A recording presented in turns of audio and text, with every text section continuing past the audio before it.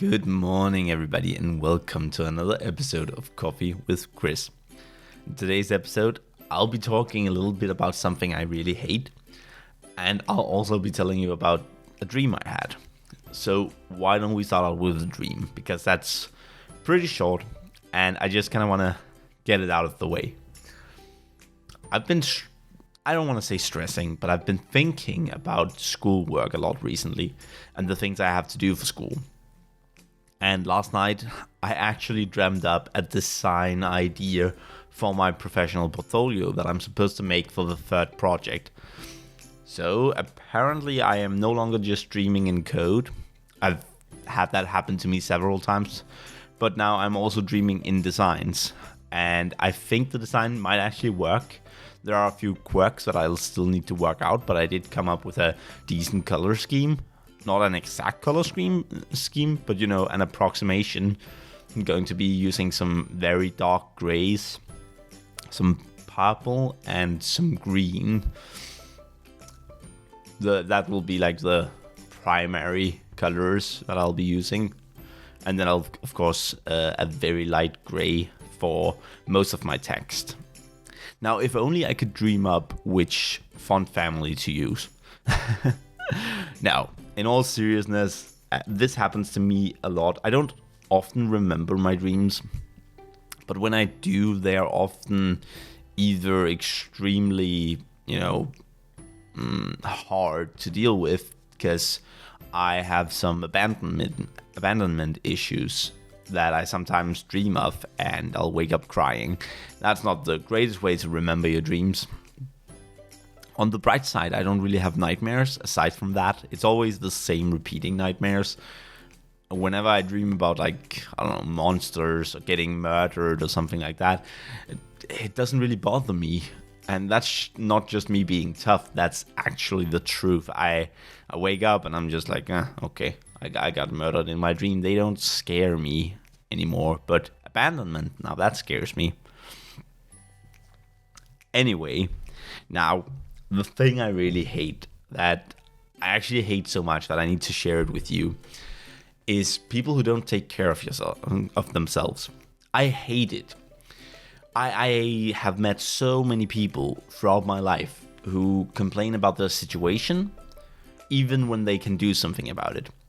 And I feel like that takes away from the people who can't do anything about it. And I'm not saying that you're not allowed to complain. I'm just saying that, if your life is so difficult and you have the opportunity to do something about it and you do not take that opportunity, then it's your own fault. It's not your fault that you have a really horrible boss.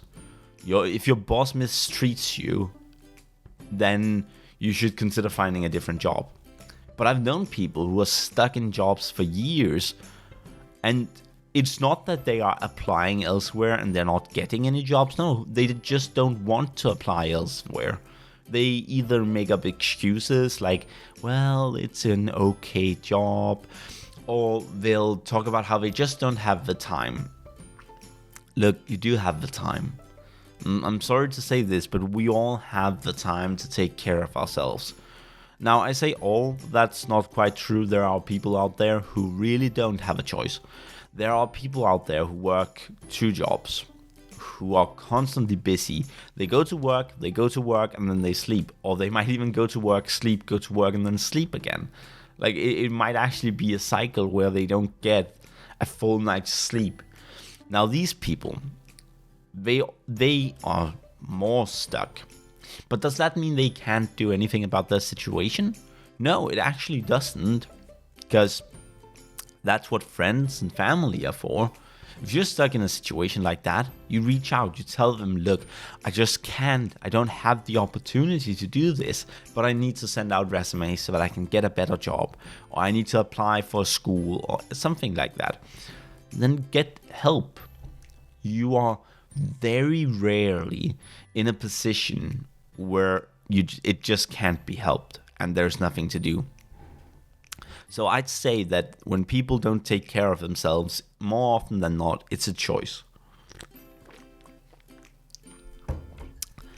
I'm the kind of person, look, if I feel a lump, I'd go to the doctor.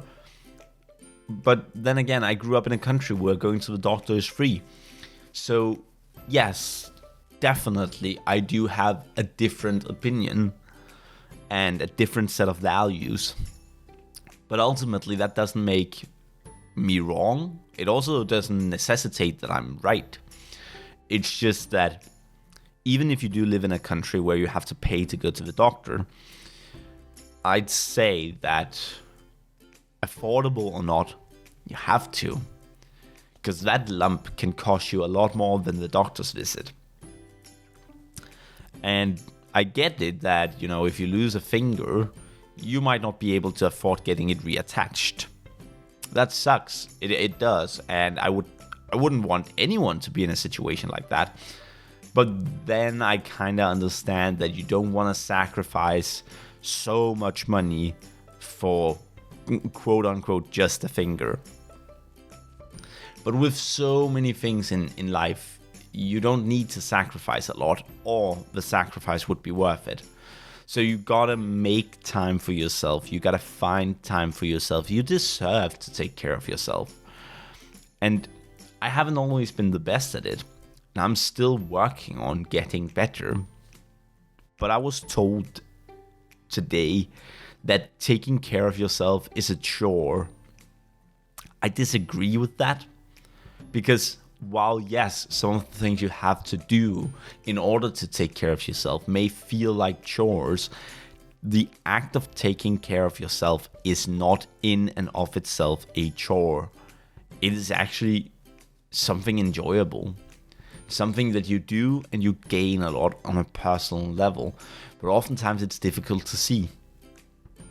People don't realize the effect it has when they trim their eyebrows or clip their nails.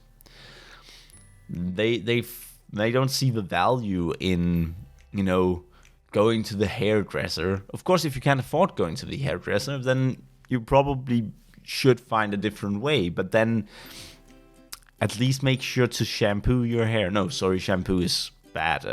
Condition your hair real nice.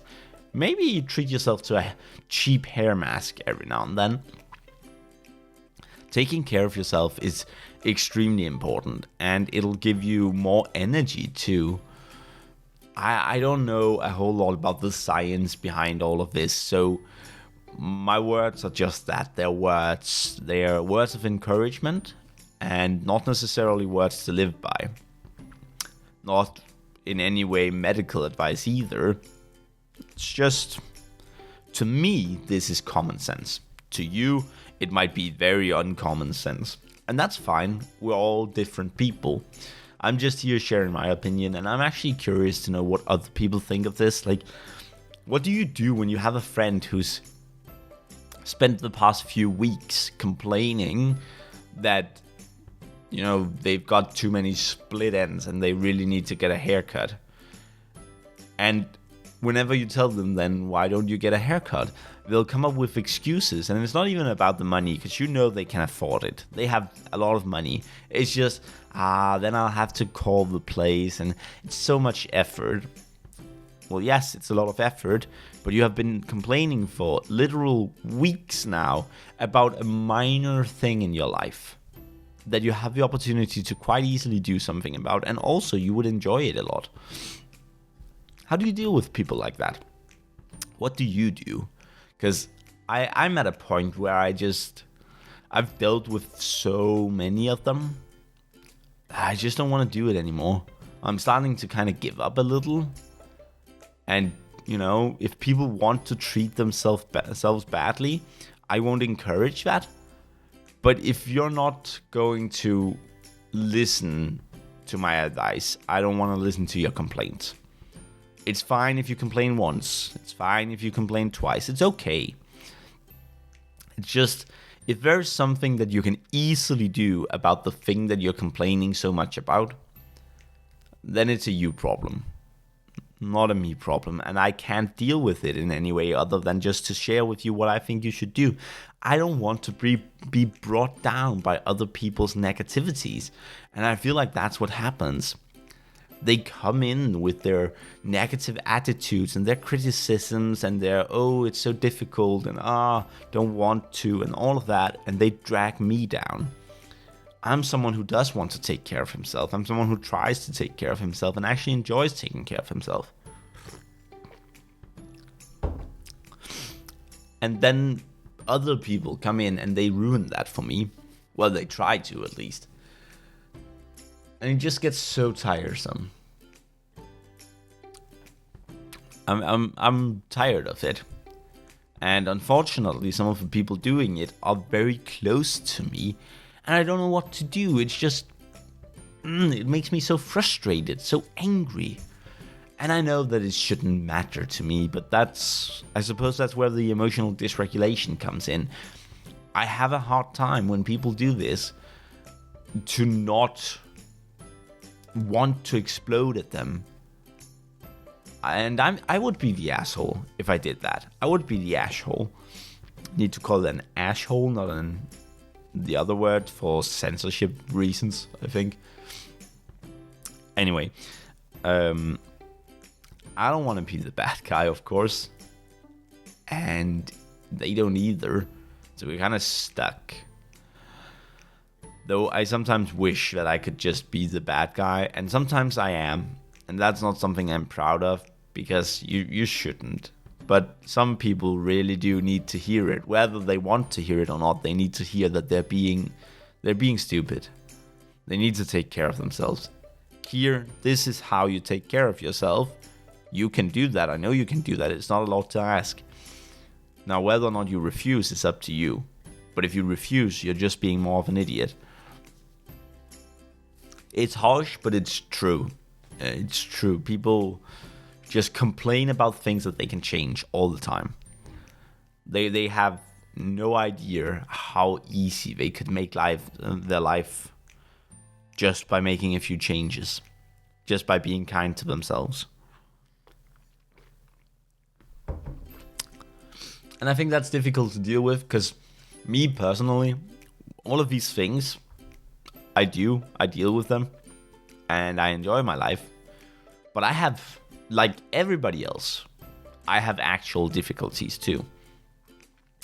And I feel like people complaining about ridiculous, nonsensical things that they can easily change, fix, takes away from the real issues in life. And that's just not something I can deal with that easily.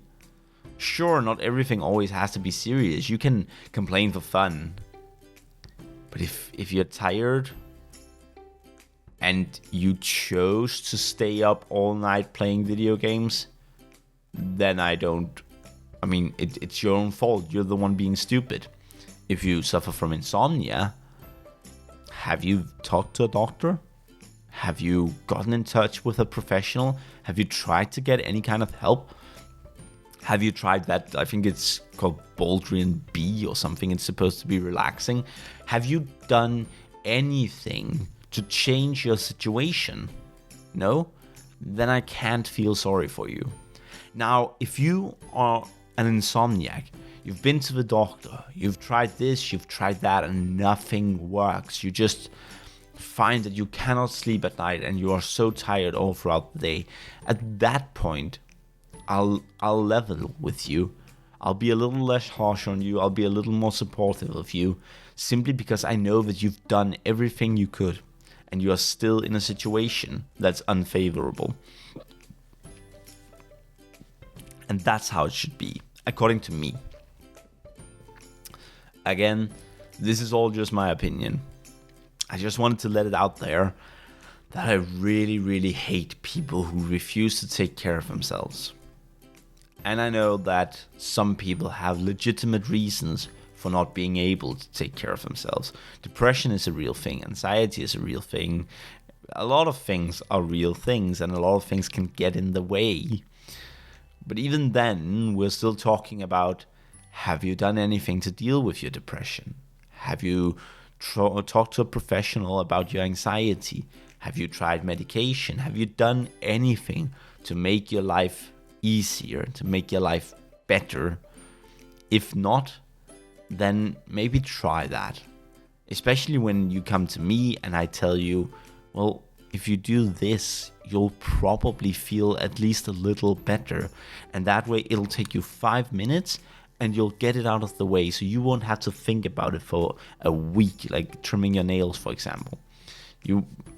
If people come to me, oh, my nails are so long, well, trim them. Get rid of them. It doesn't take long, and it's better than spending a week complaining that they're too long. Only to then, when you finally do cut them, you can't even feel good about it because you took so long to cut them that now that's all you're thinking about. Why didn't I do it earlier? How come I can't get it together? And you stop blaming yourself. So, do small things for yourself, especially when it is suggested by someone you care about.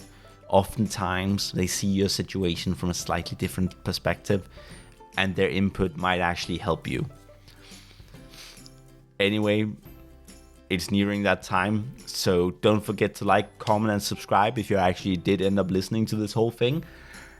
It has been fun talking to you, even though I talked about something I didn't quite like. I don't know if you've noticed, but I've tried talking a little lower in this episode to see how that affects the noise level, and especially the p sounds. I didn't manage to do it right the first time. Anyway, it's been fun. I'll see you guys tomorrow. Bye bye now.